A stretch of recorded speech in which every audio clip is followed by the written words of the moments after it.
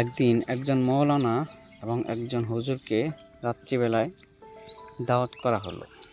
তো তারা দুজনে আসলো এবং তাদেরকে আপ্যায়নের জন্য খেতে দেওয়া হলো। খাওয়ার মাঝ বরাবর সময় হঠাৎ করে কারেন্ট চলে গেল। বেশ কিছুক্ষণ কারেন্ট না থাকায় তারা অন্ধকারে বসেছিল। কিছুক্ষণ পর মৌলানাটি হঠাৎ করে বলে উঠল, এতক্ষণ ধরে খেতে বসেছি, আমাদের এখানে কোনো আলোর ব্যবস্থা করা হয়নি। মৌলানাটি রেগে গেল।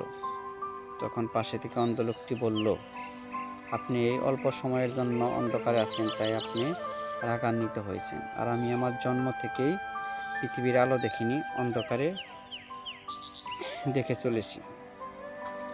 তাহলে আমার মনের অবস্থা কি হতে পারে? তখন হুজুরটি নিজের ভুল বুঝতে পারল এবং আল্লাহর কাছে তার প্রদত্ত দেওয়া এই দুটি চোখের নেয়ামতের কৃতজ্ঞতা জ্ঞাপন করল। আল্লাহ তাআলা আমাদের সকলকে তৌফিক দান করুক, যাতে আমরা আমাদের এত বড় একটা নিয়ামত আল্লাহ তাআলা আমাদের দিয়েছেন, আমরা কৃতজ্ঞতা জ্ঞাপন করতে পারি। আমিন।